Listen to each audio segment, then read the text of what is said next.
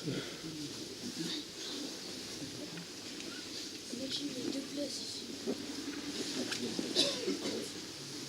bon. C'est compléter les rangs. Barakallah fikum. Les enfants, essayez d'avancer, Inch'Allah.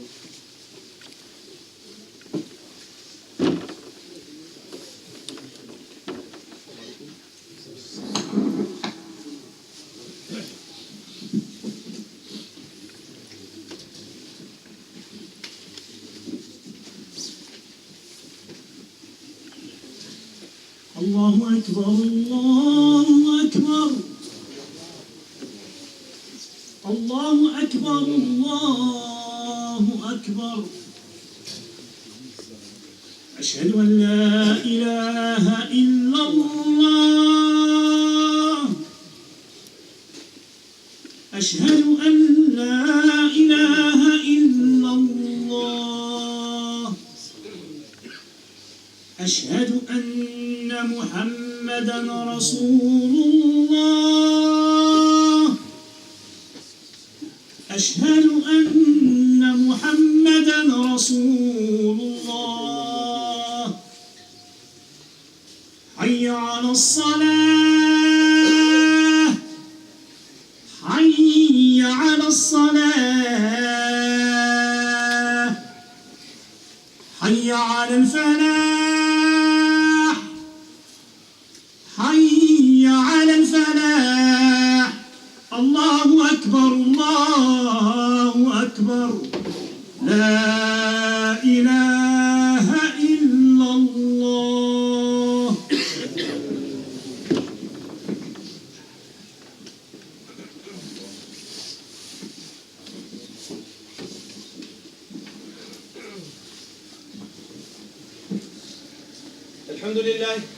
الحمد لله نحمده ونستعينه ونستهدي ونستغفره ونؤمن به ونتوكل عليه ونعوذ بالله من شرور أنفسنا ومن سيئات أعمالنا من يهده الله فلا مضل له ومن يضلله فلا هادي له ونشهد أن لا إله إلا الله وحده لا شريك له وأشهد أن محمدا عبده ورسوله صلى الله عليه وسلم. Mes frères et mes sœurs, la khutbah du Jumu'ah d'aujourd'hui, elle est capitale, vitale, primordiale.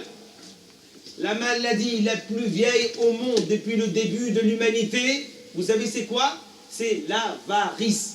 C'est-à-dire les hommes les plus malheureux sur la face de la terre sont les radins. On commence par le premier verset du Coran, où Allah tabaraka wa ta'ala dit dans le chapitre 59, sourate médinoise, l'Exode, verset 9, Allah ta'ala dit وَيُثِرُونَ عَلَى أَنفُسِهِمْ وَلَوْ كَانَ بِهِمْ خَصَاصَةٌ وَمَنْ يُوقَ شُحَّ نَفْسِهِ فَأُولَئِكَ هُمُ الْمُفْلِحُونَ. Dans le sens, Allah ta'ala dit au nom de Dieu, le tout clément, le tout miséricordieux, on loue Allah le plus grand et on prie sur son âme le prophète Mohammed, paix et bénédiction de Dieu sur lui. Allah dit, écoutez bien, et ceux qui se privent à eux-mêmes, même s'ils étaient dans la pénurie, écoutez bien, et celui qui se retire de sa propre avarice, ouais, Dieu n'a pas dit, tu vas dire aux autres musulmans de ne pas être avares. Non, Dieu parle à toi. Et celui qui se prémunit contre sa propre avarice, alors ceux-là sont les récolteurs du succès. Deuxième verset du Coran, Allah Ta'ala dit dans le chapitre 3, sourate Al-Imran, verset 180. وَلَا يَحْسَبَنَّ الَّذِينَ يَبْخَلُونَ بِمَا آتَاهُمُ اللَّهُ مِنْ فَضْلِهِ هُوَ خَيْرًا لَهُمْ بَلْ هُوَ شَرًّا لَهُمْ. Dans le sens, Allah Ta'ala dit, écoutez bien, et ceux qui gardent avec avarice ce que Allah leur a donné, Dieu t'a donné beaucoup de choses, de l'argent, des biens, tu peux t'en servir, tu peux même en mettre de côté pour tes vieux jours, il n'y a pas de problème. Mais Allah dit, ceux qui gardent avec avarice ce qu'Allah t'a donné, min fadlihi, de ses bienfaits, ne pensez point que cela est un bien pour vous, mais c'est un mal pour vous. Vous vous rendez compte ce qu'Allah dit? Allez, toi, tu as ton conseiller financier ou ton comptable. Quand il te conseille, tu lui fais confiance. Quand tu as la conseillère d'orientation pour ton enfant de l'école, tu lui fais confiance. Mais Allah, il te parle. Si tu n'as pas confiance en Dieu, ben, tu reviens sur des positions qui sont importantes. La certitude en Allah, la confiance en lui. Alors Allah, qu'est-ce qu'il dit? Ne pensez pas que c'est un bien pour vous de garder ce qu'Allah vous a donné avec avarice. Mais c'est un mal. Regardez la suite du verset. Le jour du jugement, ouh, ça fait mal. Le jour du jugement, on attachera à leur cou l'avarice qu'ils ont gardée. Le jour du jugement, on attachera à leur cou l'avarice qu'ils ont gardée. Et c'est à Allah qu'appartient l'héritage des cieux et de la terre. C'est ni ton enfant, ni ta femme qui va hériter ce que tu as. C'est à Allah qu'appartient l'héritage des cieux et de la terre. Et Allah sait parfaitement ce que vous faites. Allez, maintenant on va commencer par le premier hadith dans le recueil de l'imam Muslim au 2578, narré par Jabir radiallahu anhu, qui dit que le prophète Mohammed sallallahu alayhi wa sallam a dit: prenez garde, c'est-à-dire méfiez-vous de l'injustice, car l'injustice sera des ténèbres le jour du jugement. Je répète, prenez garde à l'injustice, car l'injustice sera des ténèbres le jour du jugement. Et prenez garde à l'avarice, car elle a causé la perte de ceux qui vous ont précédés. Le prophète, il dit, tous ceux qui vous ont précédés, qui ont perdu dans tous les siècles, c'est parce qu'ils étaient serrés. Hein? Ils avaient la main serrée. Très bien. Vous connaissez Omar ibn Khattab, éminent calife de 634 à 644, il fera un beau jugement. Regardez ce qu'il dit. Avec la générosité, tu gagnes l'amitié de tes ennemis. Aujourd'hui, vous connaissez un musulman qui sort une phrase comme ça? Non, il faut être très fort. Avec la générosité, tu gagnes l'amitié de tes ennemis. Est-ce que toi, tu veux que déjà tes ennemis deviennent tes amis? Ça, c'est la première question. Mais regardez ce qu'il a dit. Avec la générosité, tu gagnes l'amitié de tes ennemis. Mais avec l'avarice, tu attires la haine de tes propres enfants. Il y a une musulmane qui est venue me voir au marché la semaine dernière. Elle m'a dit, mes deux frères, ils ont 65 ans et 68 ans. Ils se bagarrent au bled pour la maison du père qui est mort. Vous vous rendez compte? Voilà. L'argent crée quoi? Ben, de la dispute au sein de la famille. Regardez bien. Quand j'ai entendu ce jugement de Omar ibn Khattab, ça m'a fait réfléchir. Avancez un peu, remplissez les espaces vides, qu'Allah vous bénisse. Encore un petit peu, qu'Allah vous récompense. Regardez bien. Le jugement de Omar, qu'est-ce qu'il a dit? Avec la générosité, tu gagnes l'amitié de tes ennemis, mais avec l'avarice, tu attires la haine de tes propres enfants. J'ai réfléchi et j'ai lu. Et je suis tombé sur une histoire magnifique. Qu'est-ce qui s'est passé en 1190? Quand il y a la troisième croisade, vous savez, Richard Cœur de Lion, roi d'Angleterre, avec le roi Auguste de France et le roi d'Italie. Ils sont venus faire quoi? Ils sont venus envahir quoi? Ben, Jérusalem. C'est ça? Jérusalem, Al-Quds. Et quand ils sont arrivés à Aqqa, le port de Aqqa, je suis parti là-bas, j'ai fait une conférence dans la mosquée de Aqqa. On appelle Akko. Pourquoi? Parce que c'est Saint Jean de Acre. Quand ils sont arrivés là-bas, Richard Cœur de Lion, le roi de France, le roi d'Italie, pour envahir Jérusalem, ils sont tombés sur un os. Vous savez qui? Ah, un champion. Comment il s'appelle? Salah ad-Din Ayyubi. Salah ad-Din Ayyubi, il était là. Et il y a eu des confrontations, un combat, des échauffourées. Mais qu'est-ce qu'il veut le musulman? Il veut la paix. Et Richard Cœur de Lion ne voulait pas la paix. Mais le musulman, il veut la paix. Parce que Allah, c'est la paix. Il se prénomme la paix. Et sa maison, c'est Dar al-Salam, la paix. Alors, vous savez ce qui s'est passé? Une occasion pour Salah ad-Din Ayyubi, une aubaine. Richard Cœur de Lion est tombé malade. Dans une version, il a attrapé des hémorroïdes. Dans une autre version, il a attrapé la malaria. Et qu'est-ce qui s'est passé? Il a perdu même sa monture, son bon cheval. Quand Salah ad-Din Ayyubi a appris cela, il a envoyé son médecin, Moshe Maïmouni Ramban, de l'Espagne. C'est le médecin juif qui connaît la Torah et le Talmud, et il est au service de Salah ad-Din Ayyubi. Il va l'envoyer. Tu vas chez Richard Cœur de Lion, de ma part, et tu le soignes. Mon ennemi. Et en plus, j'ai appris qu'il a perdu son cheval, tu lui donnes mon meilleur cheval. Quand il arrive voir Richard Cœur de Lion, Maïmouni, il dit, je suis le médecin de Salah ad-Din Ayyubi, il m'envoie me proposer les services pour te soigner. Il était touché, Richard Cœur de Lion. En plus, lui, il donne son cheval. Vous savez ce qui va se passer? Eh bien, par cette cause, Salah ad-Din Ayyubi a réussi à faire asseoir à la table de négociation Richard Cœur de Lion. Vous avez vu le sacrifice? Est-ce que nous, on est prêts à faire des sacrifices tels que cela pour gagner le cœur de nos ennemis? La générosité. En fin de compte, qu'est-ce que ça veut dire? Si tous les musulmans du monde étaient généreux, on n'aurait aucun ennemi. C'est tout simple. Voilà le jugement d'Omar et voilà la pratique de Salah ad-Din Ayyubi. Et qu'est-ce qui s'est passé? Ben, Richard Cœur de Lion est parti. Pourquoi? Parce que son frère voulait prendre son roi en Angleterre. Son trône, pardon. Très bien. Écoutez cette histoire. Cette histoire, elle est dans le recueil de l'imam Tabarani, authentifié dans Sahih Targhib au 3339. Écoutez bien. Le prophète sallallahu alayhi wa sallam raconte, d'après Anas radiyallahu anhu, c'est pas n'importe qui Anas, très bon élève du prophète alayhi salatu sallam de 8 ans à 18 ans. Qu'est-ce qu'il dit? Le prophète alayhi salatu sallam dit Salah awwal hadihi al-umma bil-zoud wal-yaqin wa halak akhiraha bil-bukhl wal-aman. J'ai peur que ce hadith. Le prophète alayhi salatu sallam dit, écoutez bien, le bien du début de cette communauté sera dans l'ascétisme et la certitude en Allah. Mais attention, nous les musulmans contemporains, on a tendance à croire que l'ascétisme c'est le renoncement à ce bas monde, le monachisme, non. Le meilleur, d'après l'imam Shafi'i de 729 au mois d'août, qu'est-ce qu'il dit? Celui qui a compris le mieux ce hadith, c'est l'imam Ahmad ibn Hanbal. Et il va définir ce que c'est l'ascétisme, mais je n'ai pas le temps de l'expliquer. Quoi qu'il en soit, et le prophète continue, halak akhiraha.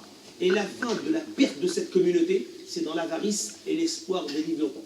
Le prophète dit, vous les musulmans, vous perdrez. Et la fin de cette communauté, c'est quand les musulmans ne sortiront pas la main de leur poche. Alors musulmans, si on veut sauver cette communauté, la solution c'est quoi? C'est pas de se lever la nuit ou jeûner lundi, jeudi. Le prophète, qu'est-ce qu'il a dit? Sortez, banquez, sortez de l'argent. On commence par la première histoire. La première histoire, elle se trouve dans le recueil de l'imam Muslim. Elle est narrée, écoutez bien, par Abi Hurayra radiyallahu anhu, qui dit, écoutez bien, il dit jamais, jamais le prophète Mohammed sallallahu alayhi wa sallam n'a refusé quoi que ce soit au nom de l'islam. Jamais. Il a refusé quoi que ce soit au nom de l'islam. Un jour, entre parenthèses, un musulman arrive à voir le prophète alayhi salatu salam, et le prophète lui donna un troupeau d'ovins s'étendant dans toute une vallée. Il n'a pas donné 1 euro ou un plat de couscous. Le prophète lui a donné un plat d'ovins s'étendant dans toute une vallée. L'homme revint à sa tribu et s'exclama, vite, vite, vite, devenez musulmans, convertissez-vous vite, rentrez dans l'islam, car cet homme, Mohammed, donne à la manière de quelqu'un qui ne craint pas la pauvreté. Je répète, c'est trop beau. Il rentre dans sa tribu, ce musulman tout frais, converti à l'islam. Vite, vite, vite, devenez musulmans, convertissez-vous, rentrez dans l'islam, car le prophète Mohammed sallallahu alayhi wa sallam donne à la manière de quelqu'un qui ne craint pas la pauvreté. À tel point, dans l'ilm al-midraj, dans la science du rajout, voilà ce que va dire le compagnon. À tel point qu'il y a des gens qui venaient pour les intérêts de ce bas monde. En fin de compte, il y avait des gens qui faisaient semblant de se convertir à l'islam. Pourquoi? Parce qu'ils voulaient de l'oseille, ils voulaient de la thune, ils voulaient le fric, ils voulaient de l'argent. Alors il dit le compagnon, à tel point qu'il y a certaines personnes qui venaient pour de la dunya, pour l'argent, et ils faisaient semblant de se convertir. Mais l'islam ne tardait pas à venir dans leur vie et qui rentraient dans l'islam. Et l'année suivante, ils sortaient la zakat. Voilà le prophète alayhi salatu wassalam. Les gens, ils rentraient dans l'islam sans conférence, sans YouTube, sans bouquin, sans Coran. Direct, le prophète, il donne. Et ça, c'est le message de Dieu. Le problème, c'est qu'en 2018, qu'est-ce qu'on connaît du prophète? La partie rituelle. C'est un homme qui se lève la nuit, c'est un homme qui jeûne le lundi, c'est un homme qui jeûne le jeudi. Si tu fais 2 rakats après chelou, tu as l'équivalent du normal. Voilà, on connaît que le côté rituel. Mais on ne connaît pas le côté social. Le côté générosité du prophète alayhi salam. Et le problème, c'est que les musulmans ne connaissent pas le prophète parce que c'est nous qui devons faire connaître le prophète alayhi salam via notre comportement. Alors si on n'est pas généreux, les gens vont dire, ah ben le prophète Mohammed n'est pas généreux. Et si on est avare, et comme on est fier du message de Dieu, les gens vont dire, ah ben le prophète, votre prophète, quoi, il est avare. Il n'y a pas photo. Vous comprenez? Donc regardez bien. Une deuxième histoire, et après on passe à la deuxième khutbah. Cette histoire, elle est dans l'authentique de l'imam Muslim. Elle est narrée par Omar al-Khattab. Et c'est pas n'importe qui, Omar. Omar, il avait un titre honorifique. On l'appelait Omar al-Farouq. Pourquoi? Il savait distinguer et discerner entre le bien et le mal. Dieu lui a donné cette qualité. Alors il raconte Omar, et c'est le narrateur de ce hadith. Il est authentifié chez Muslim. Le prophète alayhi salatu salam est en train de distribuer des biens à un groupe de personnes. Omar intervient et dit au messager de Dieu, je pense qu'il y a d'autres personnes qui en ont plus besoin que eux. Ça, c'est l'opinion de Omar. Vous savez pourquoi? Parce qu'Omar, il travaille avec Al-Basar, avec sa vue. Et il regarde les gens qui sont dans le besoin. Mais le prophète, nous a appris à ouvrir quoi? L'œil intérieur. Al-Basira. Eh oui, la clairvoyance. C'est ça qu'on doit ouvrir.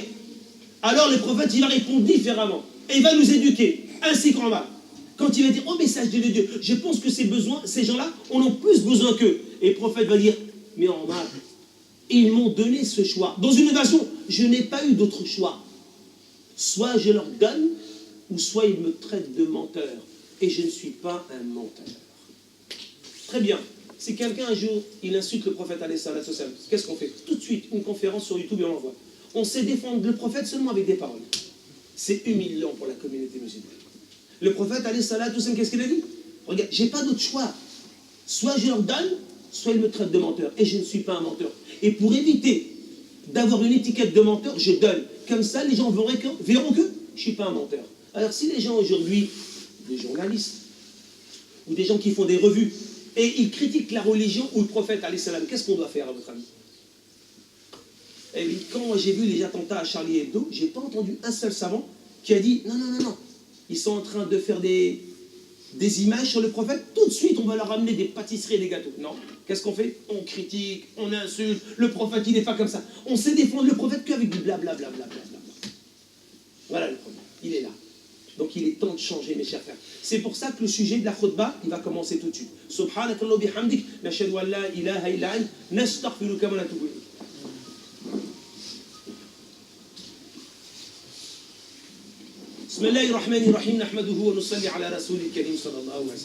Dans le recueil de l'imam Nasai ibn Majah, au hadith 3339, écoutez bien. Abu Saïd al-Khudri raconte, je dis en arabe, ensuite en français. Le prophète alayhi salatu salam dit Man kanat niyatuhu talab al-akhirah, ja'ala Allahu ghinahu fi qalbihi, wa jama'u lahu shamlihi, wa atatu dunya wa hiya raghima. ومن كانت نياته طلب الدنيا جعل فقره بين عينه وشتت عليه أمره ولا يأتي منه إلا ما كتب له. Le prophète alayhi salatu salam dit, celui qui a la demande de l'intention de l'au-delà, Allah lui mettra la richesse dans son cœur et lui donnera tous les biens, qu'il le veuille ou non, ils viendront à lui de gré ou de force. Mais celui qui a la demande de l'intention de ce dunya, Allah lui mettra la pauvreté entre ses deux yeux et Allah ne lui donnera pas plus de ce qu'il lui a écrit.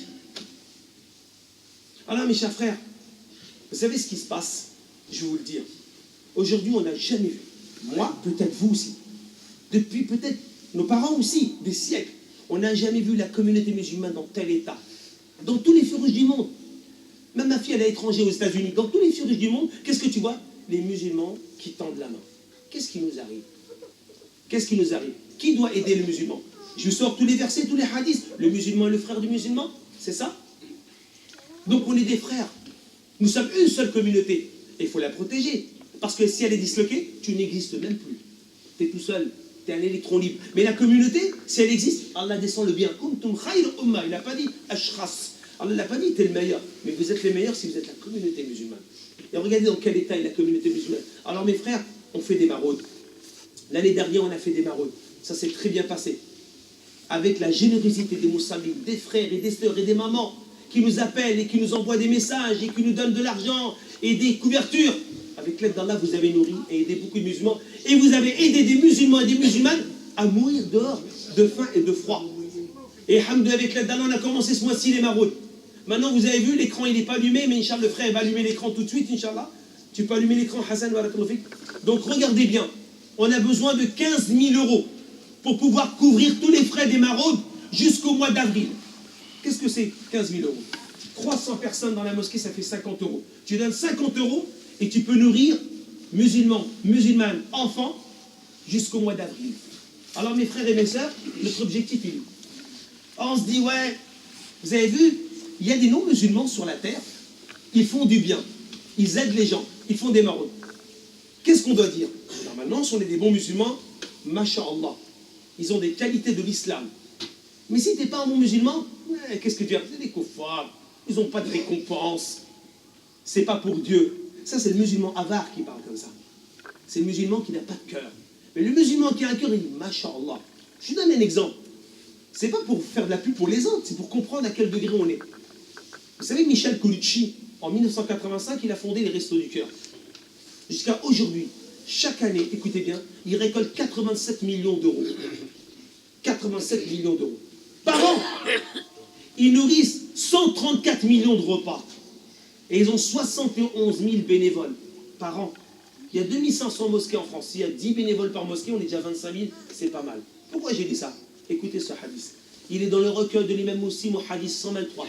Il est chez l'imam Al-Bukhari au 1834. Il n'y a pas plus authentique. Écoutez bien. Il est narré par Hakim ibn Hizam, radiyallahu anhu, qui dit, écoutez bien, il est trop beau ce hadith. Ô messager de Dieu, tu m'as connu à l'époque de la Jahili. C'est quoi la Jahili à l'époque? Ben, à l'époque de la Jahili, c'est quand ils adoraient les statues, ils se mettaient tout nus autour de la Mecque, c'est ça? C'est quoi l'époque de la Jahili? Ben, tu vas en boîte de nuit, tu vas avec les filles. À chacun son époque. Hein. Peut-être qu'on n'adore pas les statues, mais on a notre Jahili.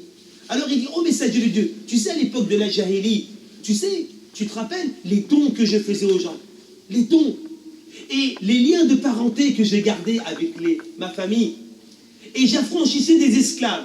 Il disait ce qu'il faisait. Je faisais des dons, et j'affranchissais les esclaves, et j'ai gagné les liens de famille. Qu'est-ce qu'il a dit? Oh messager de Dieu, est-ce que j'ai des récompenses? Si un non-musulman, il te dit ça, tu n'as pas de récompense, tu n'es pas musulman. Lui, il pose la question, est-ce que j'ai des récompenses de l'époque de la Jahili? Regardez la réponse du prophète alayhi salat, elle va nous mettre tous KO. Il va dire, c'est à cause de tes qualités de la Jahili qu'Allah t'a guidé à l'islam. C'est à cause de tes qualités d'avant que Dieu t'a guidé à l'islam. Alors on voit des non-musulmans, ils ont les qualités de l'islam. Tous les soirs, ils sont tous les soirs, on est une fois par semaine, on fait les maraudes. 400 repas. Ils sont tous les soirs, gratuitement. Ils sont bénévoles. Et nous, la communauté musulmane, on est 7 800 000 musulmans en France. Qu'est-ce qui nous arrive? Nos frères et nos sœurs sont dans la rue, et vous savez qui les nourrit? C'est pas nous. La majorité, c'est des associations non musulmanes qui font des maraudes, et ils sont en train de les nourrir. Et nous, on est où?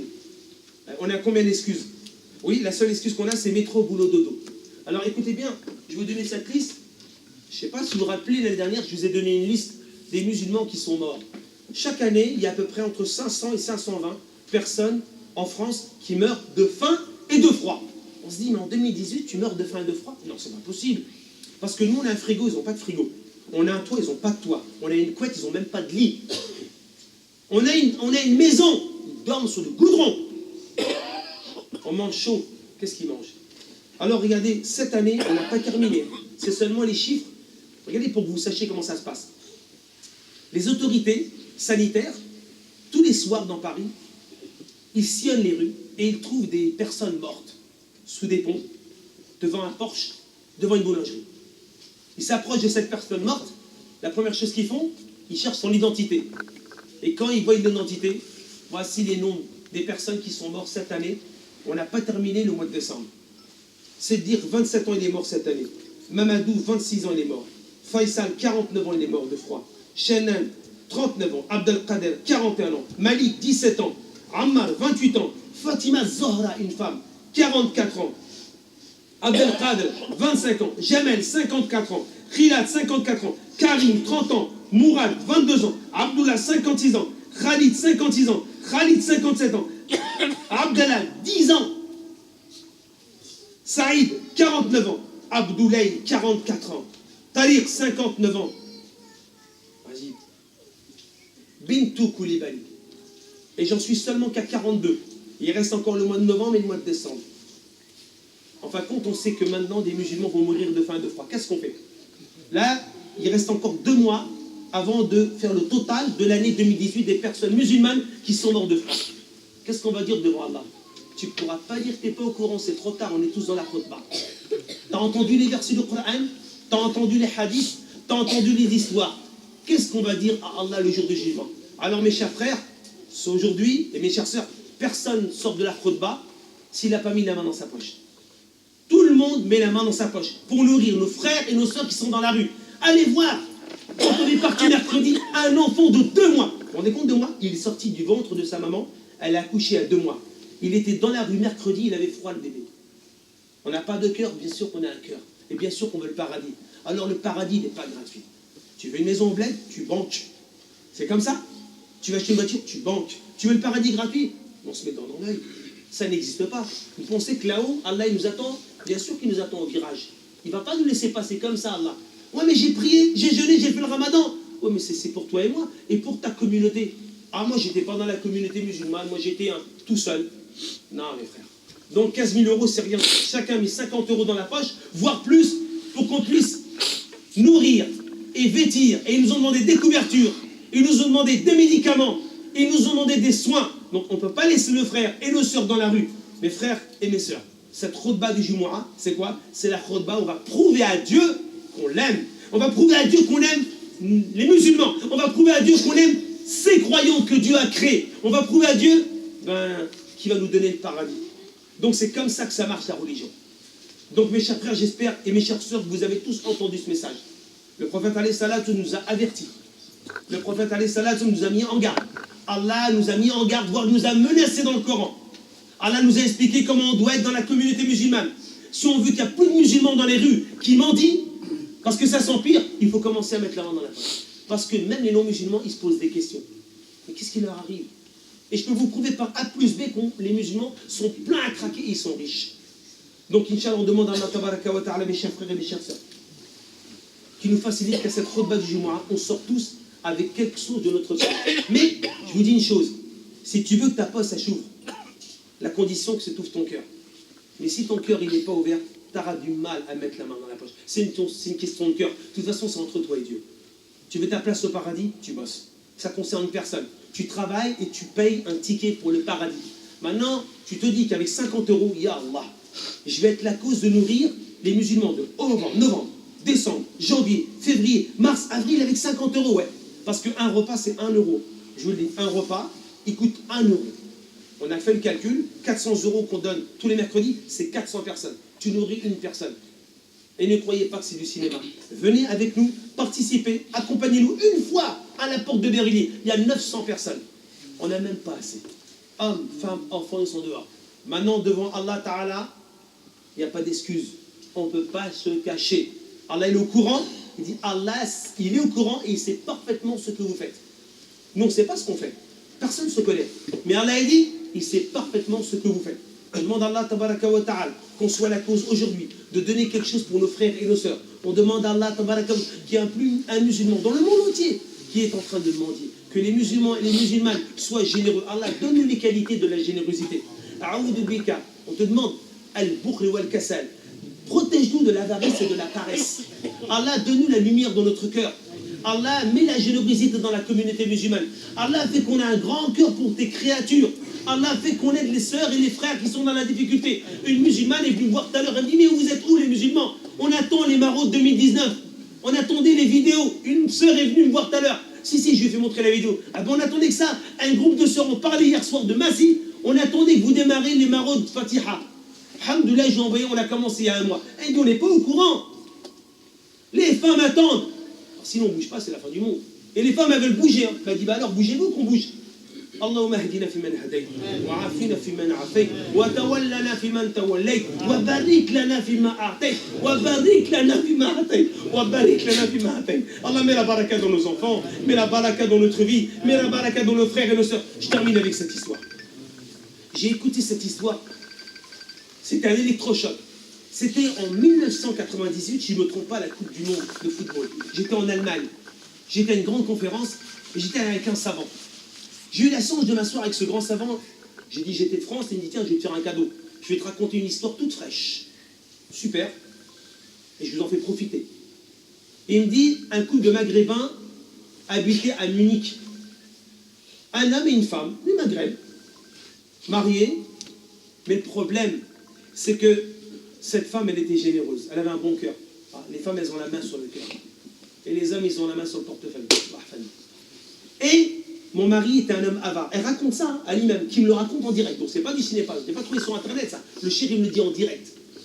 Elle dit, mon mari était avare. Un jour on mangeait, moi et lui, et tout d'un coup, quelqu'un vient taper à la porte. Le mari dit, mais qui nous dérange à cette heure-ci? C'est l'heure du dîner. Les gens, ils ont pas honte, on est en train de manger, il est 20h. Va voir c'est qui. La femme, elle y va. Et quand elle ouvre la porte, qu'est-ce qu'elle voit? Un mendiant. Elle dit, fils, là, ma soeur. La femme, elle revient, elle dit, c'est un homme qui demande à manger. On lui donne un peu de poulet. Ça va pas, non? Allez, dis-lui qui part. On est en train de manger, ils ont pas honte, les gens, en train de nous déranger. La femme, elle est mal à l'aise. Elle ne sait pas comment répondre à l'homme qui est le mendiant. Mais elle y va. Elle dit, excusez-moi, mon frère, mais voilà, mon mari, j'ai tout entendu, ma soeur. Qu'Allah te facilite ta vie. Qu'Allah te donne quelqu'un de mieux. Oh, je crois que la doua du pauvre, elle est passée. Attention, doua al-madloum. Attention, la doua de l'opprimé. Mais c'est ce qui s'est passé. Allah, il a descendu la malédiction dans cette maison. Jusqu'à ce qu'ils ont divorcé. Elle a divorcé avec lui. Elle s'est remariée avec un homme, mashallah. Un homme qui avait la main sur le cœur. Elle s'est remariée. Un homme généreux. Qui faisait du bien partout pour les musulmans. Et quand elle s'est remariée, elle était heureuse. Un jour, vient quelqu'un taper à la porte le soir. L'homme, il dit, mais c'est qui vient taper à la porte? C'est peut-être quelque chose d'important. Va voir mon épouse. Elle va voir, elle ouvre la porte. Et l'homme, il dit, fils sabilillah. La femme, elle revient, elle dit, c'est qui? La femme, elle dit, c'est un homme qui a faim. Et elle se met à pleurer, à pleurer. Mais pourquoi tu pleures, mon épouse? Prends le mouton, prends le poulet, donne le fils sabilillah. Allah, il va rajouter. Ne pleure pas pour ça. Tu sais pourquoi je pleure? Parce que l'homme qui frappe à la porte, c'était mon premier mari. C'est pas du cinéma. Regardez bien ce qui s'est passé pour terminer. Vous savez, vous connaissez tous Aïcha, dans un livre, mashallah, de Qah al-Baghdadi, il dit au temps de Aïcha. Le prophète était mort, alayhi salatu wassalam. Aïcha va visiter une femme. Elle rentre chez elle, une sahabiette, et la femme, elle avait la main cachée dans sa manche. Aïcha dit, qu'est-ce qui t'arrive? Pourquoi tu caches la main dans ta manche? Oh, mère des croyantes, par pitié, ne me le redemande pas. Si, j'insiste, je veux savoir ton histoire. Bon, alors je t'explique. Mon père et ma mère sont décédés il n'y a pas longtemps. Et mon père était un homme généreux, Yusqi. Il donnait à boire aux caravanes qui arrivaient du désert. Et ma mère était une mère avare. Que une seule fois dans sa vie, je l'ai vue, elle a donné une guenille. Une guenille, c'est un vieux vêtement. Et un morceau de graisse. Mon père et ma mère sont morts en même temps dans un voyage. Et j'ai vu mon père et ma mère le jour du jugement. J'ai vu ma mère au milieu d'une grande place, les lèvres écorchées, et qui avait de la graisse dans sa bouche, et elle crie, j'ai soif, j'ai soif. Et j'ai vu mon père au bord d'une rivière qui donnait à boire aux gens qui rentraient au paradis. J'avais mal au cœur pour ma mère. Je suis parti voir mon père qui me donne un récipient avec de l'eau pour que j'abreuve ma mère. Et quand j'arrive pour donner à boire à ma mère, une voix dans le ciel a crié, qu'Allah paralyse la main qui donne à boire à cette dame. Je me suis réveillé, la main paralysée. Maintenant, vous n'avez plus qu'à sortir l'argent, et moi le premier. Tous, il faut nourrir ces musulmans qui vont mourir. Et ils sont morts, et il y en a qui vont encore mourir. C'est malheureux de le savoir à l'avance. Ils ne vont pas mourir d'un cancer. Non, ils vont mourir de faim et de soif. C'est inimaginable, ça passe même pas dans la tête. Subhan rabbika rabbil izzati amma yasifun. Wa salam ala al-mursalin. Walhamdulillahi rabbil alamin. Aqim as-salat.